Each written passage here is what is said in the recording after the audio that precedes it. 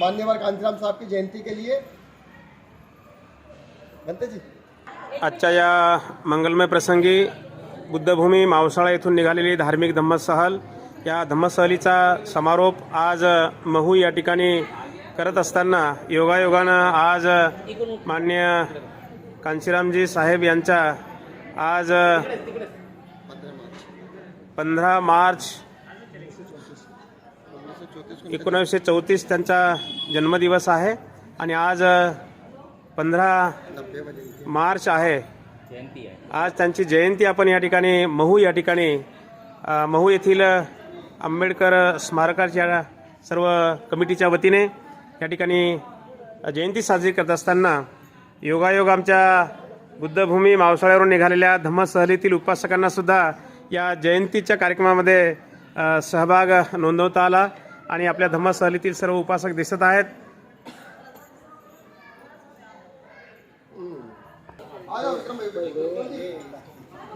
अरे इधर आ जाओ भैया, यहाँ से लो, यहाँ से लो, इधर से लो भैया, आ जाओ जल्दी तुरंत।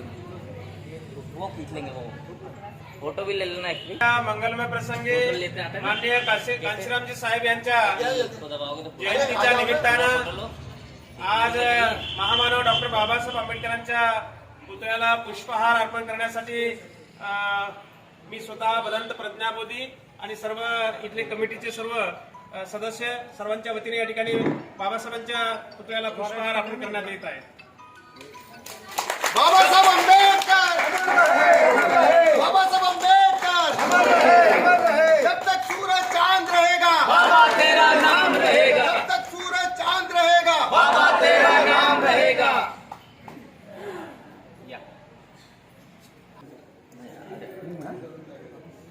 मी आऊ ना भैया, इधर हाँ इधर से आ जाओ। मान्यवर कांशीराम साहब अमर है, अमर है, मान्यवर कांशीराम साहब अमर है। बाबा साहब का दूसरा नाम कांशीराम, कांशीराम, बाबा साहब का दूसरा नाम कांशीराम, कांशीराम, कांशीराम तेरी नेक कमाई, तूने सोती कौम जगाई, कांशीराम तेरी नेक कमाई। तूने सोती कौम जगाई।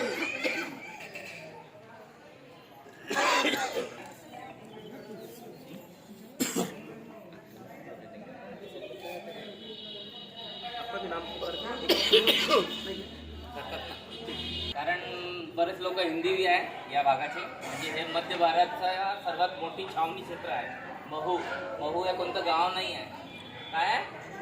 गाव नाही आहे, छावणी आहे ना। आणि बाबासाहेबांचे फादर सुभेदार रामजी या ठिकाणी आलते नोकरी करायसाठी, त्याच ठिकाणीच पाहिलं ना, त्याच ठिकाणी बाबासाहेब आंबेडकरांचे फादर सुभेदार रामजी यांचा क्वार्टर होतं। त्याच ठिकाणी बाबासाहेब आंबेडकरांचे फादरचा क्वार्टर होतं, क्वार्टर भेटलं होतं है ना। अंग्रेज लोक इथे राहत होते है ना, अंग्रेज लोकांची छावणी होती आहे। अंग्रेज लोक जेव्हा या ठिकाणी राहत होते तर भारतीय सैनिकांना ते काय म्हणत होते? काले सैनिक, काले लोक। तर या जागेवरचं नाव पडलं काली पलटण, ठीक आहे। तर असं बाबासाहेब आंबेडकरांची जन्मभूमीचं हे सगळं भाग हे मिलिटरी एरिया आहे। मार्केट दिसलं काय? नाही दिसलं ना, फक्त रोड चालू असते, ठीक आहे। बाकी बंद मिलिटरी कॅम्पस आहे। हे मिलिटरी कॅम्पस असल्यामुळे याचं नाव आहे मिलिटरी हेडक्वार्टर ऑफ वॉर है ना। 4 अक्षरांनी बनलेलं हे नाव आहे Mhow, military headquarter of war, ठीक आहे। आणि या ठिकाणी बाबासाहेब आंबेडकरांचा जन्म झाला 14 एप्रिल 1891 ला, ठीक आहे। हे सर्वांना माहित आहे। 1891 ला जन्म झाला, ते 2.5-3 वर्ष या ठिकाणी राहिले त्यांची फॅमिली। त्याच्यानंतर त्यांची जे नोकरी होती ते खतम करून दिली, त्याच्यानंतर ते त्यांच्या गावी गेले। कोणतं गाव होतं ते? त्यांचं मूळ गाव आंबाडवे, आंबाडवे, आंबाडवे असं गाव होतं बाबासाहेब आंबेडकरांचं, ठीक आहे। तर महत्वाची जानकारी की आपल्या लोकांमध्ये भ्रम टाकला जातो काय की अंबेडकर को नाम किसने दिया? ब्राह्मणों ने दिया। हे भ्रम आहे। कसं? नाटकामध्ये असतो, किताबामध्ये लिहिलेला आहे हाँ कि अंबेडकर को नाम किसने दिया? कोई गुरुजी थे उनके, उन्होंने नाम दिया। पण याच्यावर आपण कधी शोध केला काय? कधी विचार केला काय? चिंतन केलं काय? कधी नाही केलं असेल। अब हे दिया तर दिया, ठीक आहे, पण तसं नाही। बाबासाहेबाचे फादर जेव्हा या ठिकाणी कार्यरत होते ना, तेव्हा त्यांना हे माहित होतं की मला हे जे जीवन भेटलं आहे ते ते माझे फादर, सुभेदार रामजीचे फादर, काय नाव, मालोजी सकपाल, ते बी आर्मीमध्ये होते. त्यानंतर त्यांना जॉब भेटला सुभेदार रामजीला. तर त्यांनी विचार केला कि मुझे जो नौकरी मिली है ये इसलिए मिली है क्योंकि मैं शिक्षित हो पाया हूँ. ठीक है, शिक्षा की वजह से नौकरी मिली और मेरे पिताजी नौकरी में थे, ब्रिटिशों के यहाँ नौकरी में थे, इसलिए मुझे ये मिल पाया है. तेव्हा त्यांनी हे विचार केला. तर मले बी त्यांनी विचार केला की मले बी माझ्या जे मुलं आहेत त्यांना शिकवणं पडेल. ठीक आहे, हे मजबूत करून त्यांनी निर्णय घेतला. जेव्हा हे नोकरी संपली तर ते त्यांच्या मूळ गावी गेले. त्या ठिकाणी त्यांनी हे शोधलं की मले माझ्या लेकराईले शाळामध्ये दाखल करायचं आहे, पण त्या गावामध्ये कोणतं बी शाळा नव्हती. तर मग ते मायग्रेट झाले दुसऱ्या ठिकाणी, दापोलीला गेले. ठीक आहे, दापोलीला गेले तर दापोलीमध्ये काय होतं की नाई जे होतं, नाई बाल नाही काटत होतं, नाही बाल नाही काटत होता, धोबी कपडे नाही धुवायचे आहे ना. तर बरंच जातीवाद त्यांच्या बरे होऊन राहिला त्यावेळेस. बाबासाहेब सुद्धा आपल्या किताबमध्ये लिहत होते हे सगळं. ठीक आहे, त्यांनी कोशिश केली की शाळेमध्ये नाव लिहायचं. तर गुरुजीनं सांगलं की नाव सांगा, शाळेमध्ये जाताना नाव सांगा.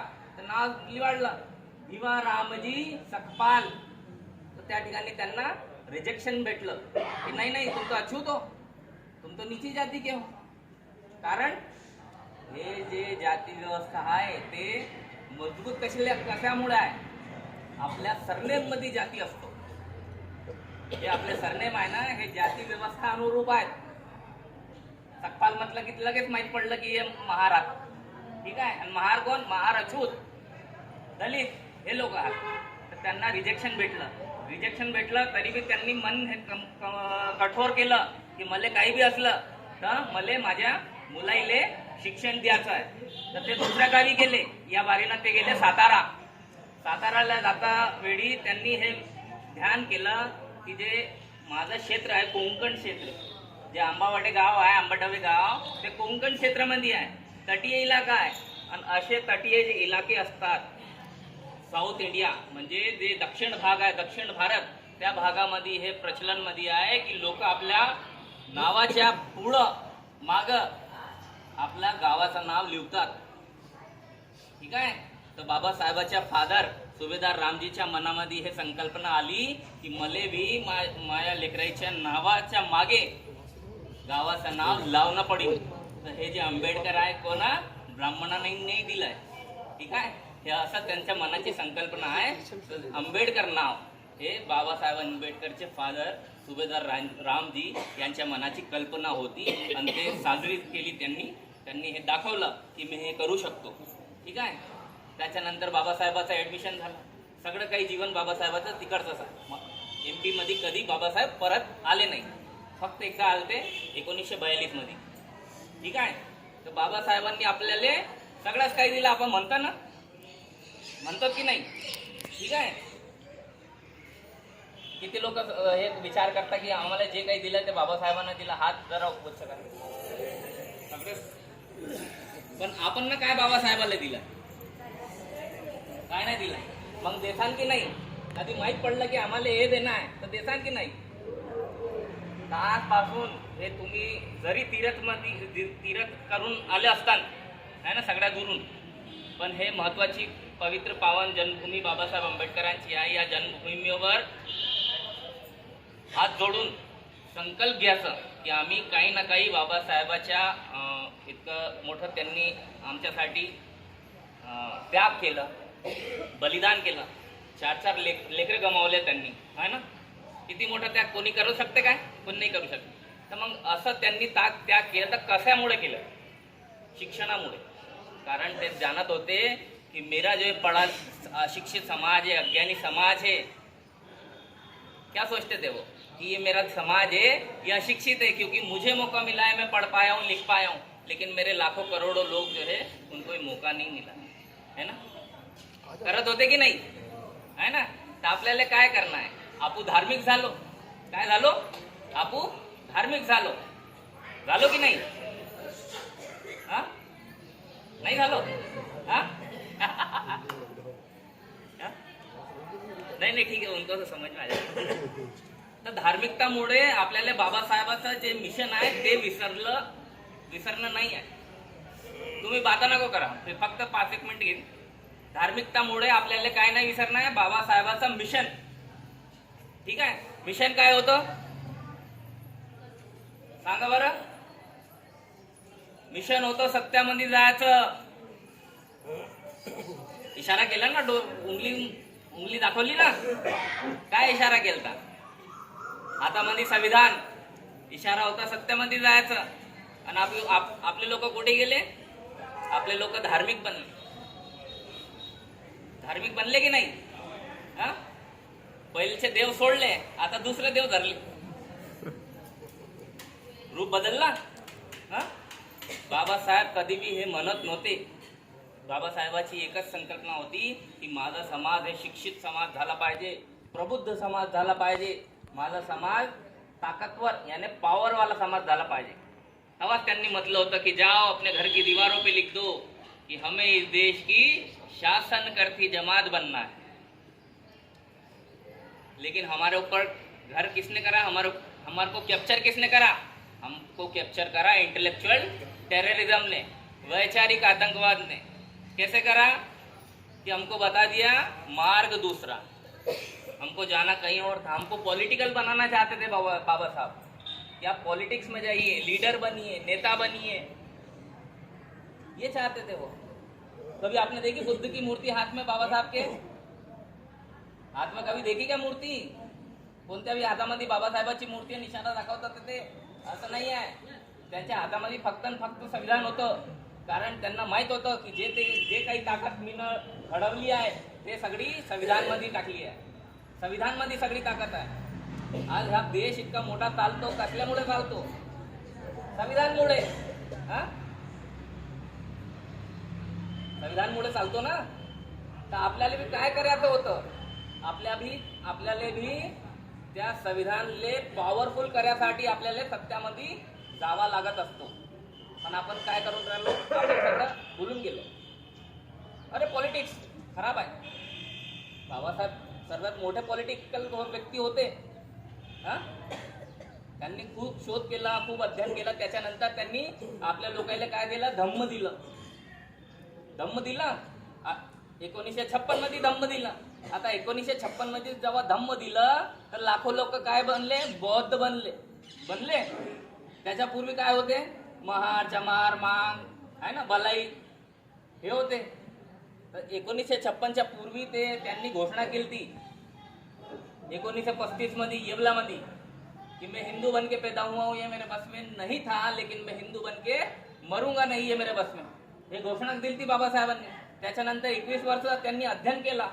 अध्ययन केल्यानंतर त्यांनी धर्मांतरण केलं. आता जेव्हा ध्यान ठेवा की बाबासाहेबांनी जेव्हा धर्मांतरण केला तेव्हा ते शिकलेले होते है ना. तेव्हा ते मायग्रेट झाले है ना, कन्वर्जन झाला. बाबासाहेब बौद्ध झाले है ना. आणि मागे जे लोक गेले, मागे जे लोक बौद्ध बनायला गेले ते बुद्धिस्ट झाले. पण या ठिकाणी या हिंदू घरामध्ये राहताना ते काही अंधविश्वास पाळत होते, धागादोरा करत होते, सत्यनारायण करत होते, काही बी करत होते, ते सगळं या ठिकाणी बी करू लागले. मानता की नाही? कुलदेवीची पूजा करता, बरेच काही नाही करत असतात, पण असं होऊ लागलं. ठीक आहे. तर आपल्या जे महत्वाचं की भाई आपल्या लोकांची प्रगती काय नाही झाली? याचमुळे नाही झाली. कारण आपल्या लोकांनी भगवान बुद्धांनी त्यांचा धम्म याचा तर खूप अध्ययन केला. प्रत्येक वर्षी करतात. 3-3 महिन्याचा जे अंतराल असतो ना त्याच्यामध्ये त्याचं वाचन करता, पण त्याची व्याख्या करता का? कारण 274 पेजवर बाबासाहेबांनी स्पष्ट लिहिलेलं आहे की धर्म क्या है. एकच पेज आहे. एकच पेज वाचा, त्याची व्याख्या करता, विश्लेषण करता, चिंतन करता की धर्म क्या आहे. जेव्हा तुम्ही लोक, आपण सगळे लोक या पेजले वाचतान त्याचा चिंतन करतान, अध्ययन करतान, तेव्हा आपल्याला माहीत पडेल की ऍक्च्युअल मध्ये बाबासाहेब काय सांगत होते ते. ठीक आहे. कारण मी सकाळी म्हणते जी सकाळी मी म्हणतो की सुरा मेरय मज्ज पमाद ठाणा वेरमणी सिक्खापदम समाधेयामी, आणि संध्याकाळी दारू पिणं आहे की नाही. तर बाबासाहेबांनी समजून घेतलं होतं की धर्म जो है धर्म व्यक्तिगत है, धर्म व्यक्ति के आंतरिक सुधार के लिए है ना, वो बहुत जरूरी चीज है. ये भी बोलते बाबा साहब, धर्म जो है व्यक्ति के आंतरिक सुधार के लिए है, उसके सामाजिक सुधार के लिए भी है. तो उसको वैसा हम लोगों ने ट्रीट करना चाहिए. लेकिन अगर हम सुबह बोलेंगे सूरा मेरे मत जाए और शाम को दारू पी के आएंगे तो उसका कोई अर्थ होगा क्या? कोई अर्थ नहीं होगा. इसीलिए हमको उसको फॉलो करना पड़ेगा, उसके प्रिंसिपल्स को फॉलो करना पड़ेगा, नियमों को फॉलो करना पड़ेगा. बनते जी जो बताते हैं, हमारे धर्माचार्य गुरु जो बताते हैं, उनको सबको हमको फॉलो करना पड़ेगा. वो फॉलो ऐसे नहीं कि बोल दिया तो करना पड़ेगा, उसको समझना पड़ेगा हमको पहले कि क्यों हमको दारू नहीं पीना है. क्योंकि दारू पीने से विकार आते हैं, मन में दूसरी भावनाएं जागती है, चेतना जागृत होती है, सेंसिटिविटी बढ़ती है ना. तो ये सब चीजें होती है. तो हमको इसको सोचना पड़ेगा कि बाबा साहब एक्चुअल में चाहते क्या थे.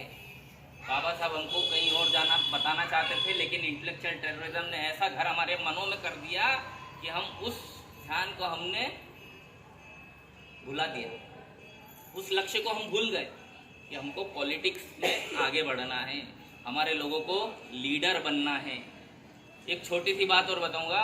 ये वैज्ञानिक हुए, वैज्ञानिक के पास में एक चपरासी था. चपरासी झाड़ू लगाना है ना, चपरासी होता पाणी देणारा. तो चपरासी आला वैज्ञानिक जवळ आणि म्हणला की साहब कालनी बाबासाहेब आंबेडकरांची जयंती आहे और कल अंबेडकर जी की जयंती है, तो कल मैं ऑफिस नहीं जाऊंगा, कल छुट्टी जाऊंगा. अब वो वैज्ञानिक अधिकारी वो बाबा साहब तो जानता नहीं था, बोलता कौन है अंबेडकर, चल जाए, ऐसे कोई छुट्टी उट्टी नहीं है. तो सोचता चपरासी कि शायद साहब का दिमाग खराब होगा, आज नहीं, अभी शाम को जब छुट्टी होगी तब जाऊंगा. चला जाता है, काम करके वापस आता है, शाम को ऑफिस बंद होने रहता है, तब आता है और फिर बोलता है कि साहब कल अंबेडकर जी की जयंती है, मैं कल छुट्टी जाऊंगा. तो बोले मना कर दिया ना, कोई छुट्टी उट्टी नहीं, चल जा. बोले छुट्टी तो जाके रहूंगा. बोले नौकरी से निकाल दूंगा. वैज्ञानिक बोलता है नौकरी से निकाल दूंगा. चपरासी बोलता है निकाल देना. वो चला जाता है, चला जाता है तो दरवाजे तक जाता है और वैज्ञानिक उसको वापस बुलाता है अधिकारी कि अरे इधर इधर. बोले कौन है अंबेडकर जिसके लिए तो अपनी नौकरी को दाव पे लगा रहा है. तो बोले आज नहीं बताऊंगा, कल बताऊंगा. तो जाता है, छुट्टी मनाता है, जयंती मना के वापस आता है तो साथ में लाता है एक किताब. तो साहब को देता है, वैज्ञानिक साहब को, कि साहब ये लो किताब, इस किताब को पढ़ना और इससे आपको पता चलेगा कि बाबा साहब अम्बेडकर कौन थे. साहब घर जाता है, रात में किताब खोलता है, एक बार पढ़ता तो समझ में नहीं आती, 2 बार पढ़ता है नहीं समझ आती, 3 बार 4 बार 5 बार 6 7 8 बार पढ़ लेता है. एक रात में वैज्ञानिक अधिकारी को एक किताब को पढ़ने में, समझने में 8 बार का टाइम लगता है. 8 बार वो पढ़ता है तब जाके उसको समझ में आती. और जब समझ में आती तो अगले दिन से नौकरी पे नहीं जाता है. वो चपरासी सोचता है कि यार क्या हो गया, साहब आए नहीं. 1 दिन हो गया, 2 दिन हो गया, 3 दिन हो गया, चौथे दिन चपरासी साहब के घर, साहब क्या हुआ, आप ऑफिस क्यों नहीं आ रहे. तो साहब की आंखों में आंसू, हाथ में किताब. बोलते तूने मेरा जीवन बदल दिया. किताब दिखा के बोलते कि तूने मेरा जीवन बदल दिया, मुझे मेरे जीने का लक्ष्य दे दिया. इस्तीफा लिखा हुआ रखता साहब कि ये रख मेरा इस्तीफा, आज के बाद मैं अपना सारा जीवन बाबा साहब अम्बेडकर जी की विचारधारा को फैलाने में लग जाऊंगा. और निकल जाते हैं, घर छोड़ देते हैं, शादी नहीं करते हैं. और जब पिताजी मर रहे होते हैं तब उनको भी देखने नहीं जाते हैं. और 4 बार बाबा साहब अम्बेडकर जी के सपने को पूरा करते हैं. 4 बार यूपी में सरकार बनाते हैं साहब कांशीराम जी. तो ये है किताबों की ताकत, ये है बाबा साहब अम्बेडकर का करिश्मा कि उन्होंने एक किताब जो उन्होंने पढ़ी होगी, उसके बाद तो और भी पढ़ी होगी, लेकिन उस एक किताब ने जो अम्बेडकर को जानता नहीं था वो अम्बेडकर के लिए मरने मिटने को तैयार हो गया. और उनके सपने को पूरा करने वाला आधुनिक काल का, अगर हम कहें तो आधुनिक काल का ऐसा महामानव जिन्होंने बहुजन समाज को सरकार का क्या स्वाद होता है वो चखाया है, ऐसे है कांशीराम साहब।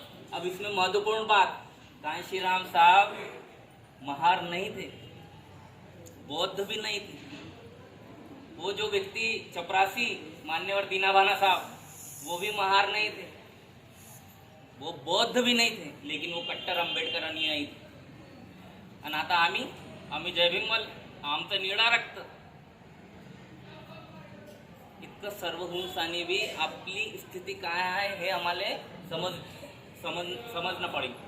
ठीक है, बताने का मेरा उद्देश्य ये है कि आप यहाँ पर आए जन्मभूमि पे तो हमको हमारे विचारों को बदलना होगा, क्योंकि जब जागो तब सवेरा है ना। और विचार को प्रसार की आवश्यकता होती है, बाबा साहब ने कहा है, तो किताबें जरूर लेके जाइएगा, किताबें जरूर लेके जाना है अपने को। ठीक है, आज साहब कांशीराम जी की जयंती है। मैं डॉक्टर बाबा साहब अम्बेडकर मेमोरियल सोसाइटी की तरफ से आप सभी लोगों को हार्दिक शुभकामनाएं प्रेषित करता हूं और ऐसी अपेक्षा करता हूं कि आप यहाँ पर भले आप तीर्थ पे आए हैं, घूमने आए हैं, दर्शन करना है, बाबा साहब की जन्मभूमि को देखना है, तथागत बुद्ध की भी आपने भूमि देखी, लेकिन इस जन्मभूमि से हम जो मैसेज चाहते हैं कि हमारे लोगों में ये चीज़ें समझने का बल आना चाहिए, वो हम लोग कोशिश करते हैं। आप लोग यहाँ पर आए हैं, मैं हार्दिक अभिनंदन करता हूँ, जय भीम करता हूँ। हमारे बीच में प्रेमचंद टाक जी है, जो बहुत पुराने यहाँ पर महू के बहुत पुराने कार्यकर्ता है, बहुत करीब से इन्होंने समाज को